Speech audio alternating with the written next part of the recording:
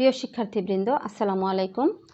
বিক্রমপুর আদর্শ কলেজের একাদশ শ্রেণীর বিজ্ঞান বিভাগের ছাত্রছাত্রীদের রসায়ন প্রথম পত্রের অনলাইন ক্লাসে স্বাগত জানাচ্ছি। আজকের ক্লাসে আমি তোমাদের তৃতীয় অধ্যায়ের দুটো বিষয়, একটি হচ্ছে সমযোজী যৌগের দরিদ্রযোজী বৈশিষ্ট্য এবং তড়িৎযোজী যৌগের সমযোজী বৈশিষ্ট্য, এই দুটি বিষয় নিয়ে আলোচনা করব। প্রথমে সমযোজী যৌগের তড়িৎযোজী বৈশিষ্ট্য নিয়ে আলোচনা করব। সমযোজী যৌগের তড়িৎযোজী বৈশিষ্ট্য আলোচনা করার পূর্বে আমরা একটু তড়িৎ ঋণাত্মকতার সংজ্ঞাটা জেনে নেই। তড়িৎ ঋণাত্মকতার সংজ্ঞাটা হচ্ছে যে সমযোজী বন্ধনের শেয়ারকৃত ইলেকট্রন যুগলকে কোনো পরমাণু কর্তৃক ইলেকট্রনটা নিজের দিকে আকর্ষণ করার যে প্রবণতা বা ক্ষমতা, সেটাকে বলা হয় তড়িৎ ঋণাত্মকতা। সাধারণত অধাতু সমূহে তড়িৎ ঋণাত্মকতা বেশি হয় এবং ধাতু সমূহে তড়িৎ ঋণাত্মকতা কম হয়। সমযোজী যৌগ সমূহে অর্থাৎ সমযোজী যৌগগুলো যে দুটো পরমাণু দ্বারা গঠিত, সে দুটো অর্থাৎ যে দুটো পরমাণুর মধ্যে যদি সমযোজী বন্ধন থাকে এবং তাদের মধ্যে যদি তড়িৎ ঋণাত্মকতার পার্থক্য থাকে, তবে যে পরমাণুটা তড়িৎ ঋণাত্মকতাটা বেশি হবে সে পরমাণু সমযোজী যৌগের যে শেয়ারকৃত ইলেকট্রন যুগল সেটা নিজের দিকে আকর্ষণ করবে। এতে পরমাণুটি আংশিক ঋণাত্মক হবে এবং অপর যে মৌলটা সেই মৌলটা আংশিক ধনাত্মক চার্জে পরিণত হবে এবং এর ফলে অণুর দুই প্রান্তে দুটো আংশিক ভিন্ন চার্জের বা মেরুর সৃষ্টি হয়। উভয় মেরুকে একত্রে ডাইপোল বলা হয় এবং সমযোজী যৌগের অণুতে ডাইপোল সৃষ্টির এই যে ঘটনাটাকেই বলা হয় পোলারিটি। অর্থাৎ সমযোজী বন্ধনের তড়িৎযোজী বৈশিষ্ট্যটাকে আমরা পোলারিটি দ্বারা প্রকাশ করতে পারি এবং সমযোজী বন্ধনে যে তড়িৎযোজী বৈশিষ্ট্য দেখা যাওয়ার ফলে যে অণুটা তৈরি হয়, সেই অণুগুলোকে আমরা কি বলবো? তাহলে পোলার অণু বলবো।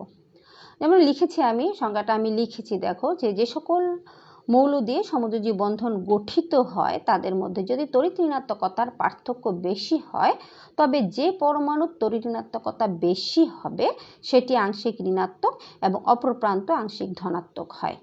এভাবে সমযোজী বন্ধনের ধনাত্মক ও ঋণাত্মক মেরু সৃষ্টির বিষয়টিকে সমযোজী বন্ধনের তড়িৎযোজী বৈশিষ্ট্য বলা হয়। আরেকটি বিষয় তোমরা মনে রাখবে যে পরমাণু দ্বয়ের মধ্যে তড়িৎ ঋণাত্মকতার পার্থক্য যত বেশি হবে, সমযোজী বন্ধনের তড়িৎযোজী বৈশিষ্ট্য তত বেশি প্রকাশ পাবে। পরীক্ষার সময় অনেক সময় প্রশ্ন আসে যে হাইড্রোজেন ফ্লোরাইড পোলার কেন?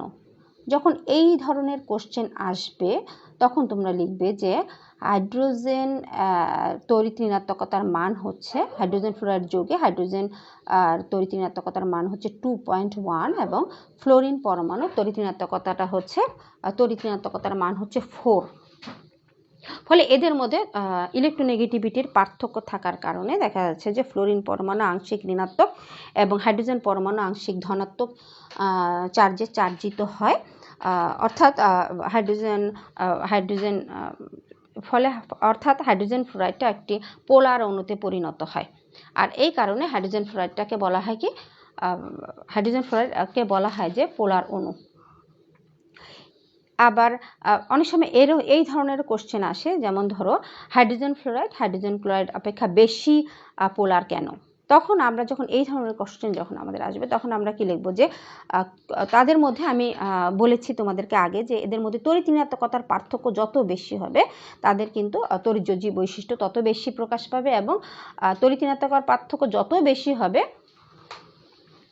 যৌগটি তত বেশি পোলার হয়ে যাবে। যেমন হাইড্রোজেন ফ্লোরাইড এবং হাইড্রোজেন ক্লোরাইডের মধ্যে হাইড্রোজেনের তড়িৎ ঋণাত্মকতার মান হচ্ছে 2.1 আর ফ্লোরিন পরমাণু তড়িৎ ঋণাত্মকতার মান হচ্ছে 4। আর হাইড্রোজেন ক্লোরিন পরমাণু তড়িৎ ঋণাত্মকতার মান হচ্ছে 3 আর হাইড্রোজেনের তো 2.1। তো দেখা যায় যে হাইড্রোজেন ফ্লোরাইডের তড়িৎ ঋণাত্মকতার মানটা হাইড্রোজেন ক্লোরাইড অপেক্ষা বেশি, আর এই কারণেই হাইড্রোজেন ক্লোরাইড অপেক্ষা বেশি পোলার। তো আশা করি তোমরা বিষয়টি বুঝতে পেরেছো। অর্থাৎ সমযোজী বন্ধনে যখন তড়িৎযোজী বৈশিষ্ট্য দেখা যায় এই ঘটনাটাকে বলা হয় পোলারিটি এবং এর ফলে যে অণুগুলো তৈরি হয় সেই অণুগুলোকে পোলার অণু বলা হয়।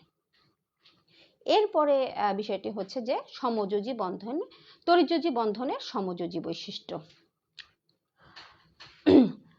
তড়িৎযোজী বন্ধনে আমরা জানি যে আয়নিক যৌগ যে দুটি বিপরীত চার্জযুক্ত আয়ন দ্বারা গঠিত, এই দুটি বিপরীত চার্জযুক্ত আয়ন পরস্পর কাছাকাছি আসলে ক্যাটায়নের ধনাত্মক চার্জ অ্যানায়নের ইলেকট্রন মেঘকে নিচের দিকে একটু টেনে আনে, ফলে অ্যানায়নের ইলেকট্রন মেঘটা একটু বিকৃত হয়ে ক্যাটায়নের দিকে আংশিক স্থানান্তরিত হয়। ফলে তড়িৎযোজী যৌগে দেখা যায় যে সমযোজী যৌগে যেমন ইলেকট্রন যুগল দুটো পরমাণুর মাঝখানে থাকে, তড়িৎযোজী যৌগেও ঠিক এই রকম অবস্থার সৃষ্টি হয়, এবং এই বিষয়টাকে বলা হয় তড়িৎযোজী বন্ধনের সমযোজী বৈশিষ্ট্য। এবং এটার আরেকটি নাম আছে যেটাকে বলা হয় পোলার আয়ন, এবং এর ফলে যে অণুগুলো তৈরি হয় তাদেরকে, সেই অণুগুলোকে বলা হয় পোলারায়িত অণু। দেখো আমি বিষয়টি লিখেছি যে তড়িৎযোজী যৌগের মধ্যে তড়িৎ ঋণাত্মকতার পার্থক্য খুব বেশি হলে বন্ধন ইলেকট্রন স্থলে ইলেকট্রন মেঘের সৃষ্টি হয়, যা অধিক তড়িৎ ঋণাত্মক মৌলের দিকে ইলেকট্রন মেঘগুলো ঝুঁকে থাকে। তড়িৎযোজী যৌগের অণুতে এভাবে পোলার আয়নের ফলে ইলেকট্রন মেঘ একটি আয়নের অঞ্চলে না থেকে বরং দুটি নিউক্লিয়াসের মধ্যবর্তী স্থানে পরিব্যাপ্ত হয়, ফলে দুটো পরমাণু ইলেকট্রন শেয়ারের সুযোগ কম পায় বলে তড়িৎযোজী বন্ধনের সমযোজী বৈশিষ্ট্য লাভ করে। একেই তড়িৎযোজী বন্ধনের সমযোজী বৈশিষ্ট্য বলা হয়। তড়িৎযোজী বন্ধনের সমযোজী বৈশিষ্ট্য প্রকাশের জন্য বিজ্ঞানী ফাজান একটি নীতি প্রকাশ করেছেন, যাকে ফাজানের নীতি বলা হয়। নীতিগুলো হচ্ছে, প্রথমটা হচ্ছে যে ক্যাটায়নের আকার যত ছোট হবে ওই তড়িৎযোজী যৌগে কিন্তু সমযোজী বৈশিষ্ট্য তত বেশি প্রকাশ পাবে। যেমন ধরো আমরা লিথিয়াম এবং সোডিয়ামের মধ্যে যদি আকারের কথা যেমন বিবেচনা করি, যেমন লিথিয়ামের আকার কিন্তু সোডিয়ামের আকার থেকে ছোট। তো লিথিয়াম যখন অন্য কোনো অ্যানায়নের সাথে যুক্ত হবে, অর্থাৎ ধর ক্লোরাইনের সাথেই যদি যুক্ত হয়, তো লিথিয়াম ক্লোরাইডে সমযোজী ক্যারেক্টারটা সোডিয়াম ক্লোরাইডের সমযোজী ক্যারেক্টারটা চেয়ে বেশি হবে। অর্থাৎ লিথিয়াম ক্লোরাইডের গলনাঙ্ক টা আমরা কি বলতে পারি যে সমযোজী যৌগের গলনাঙ্কটা কিন্তু কম, অর্থাৎ লিথিয়াম ক্লোরাইডের গলনাঙ্কটা কম সোডিয়াম ক্লোরাইডের চেয়ে। এরপরে 2 নাম্বার হচ্ছে যে অ্যানায়নের আকার যত বড় হবে তড়িৎযোজী যৌগের সমযোজী বৈশিষ্ট্য তত বেশি প্রকাশ পাবে।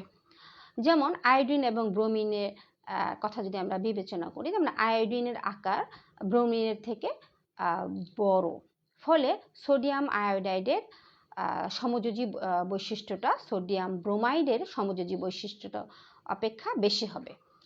এরপর 3 নাম্বার হচ্ছে যে ক্যাটায়নের চার্জ যত বেশি হবে তড়িৎযোজী যৌগের সমযোজী বৈশিষ্ট্যটা তত বেশি হবে। যেমন আমরা সোডিয়াম এবং ম্যাগনেসিয়ামের কথা যদি বিবেচনা করি, সোডিয়ামের চার্জ হচ্ছে 1 এবং ম্যাগনেসিয়ামের চার্জ হচ্ছে 2। তো সোডিয়াম ক্লোরাইডের সমযোজী বৈশিষ্ট্যটা ম্যাগনেসিয়াম ক্লোরাইডের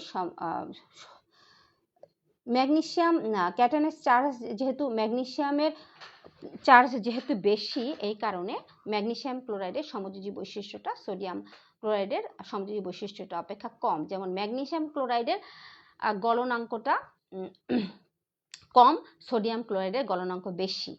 আবার আমরা যদি ফেরাস ক্লোরাইড এবং ফেরিক ক্লোরাইডের গলনাঙ্ক কথা আমরা চিন্তা করি, ফেরাস ক্লোরাইডে আয়রনের চার্জ হচ্ছে 2, আর চার্জ কম হওয়ার কারণে এর আয়নিক ক্যারেক্টারটা কিন্তু বেশি, অর্থাৎ 670 ডিগ্রি সেলসিয়াস দেখা যায়, এবং ফেরিক ক্লোরাইডে আয়নের চার্জ হচ্ছে 3, এবং ফলে যেহেতু চার্জ ঘনত্বটা বেশি এই কারণে তার কিন্তু সমযোজী বৈশিষ্ট্যটা একটু বেশি, এবং এর গলনাঙ্ক হচ্ছে 306 ডিগ্রি সেলসিয়াস।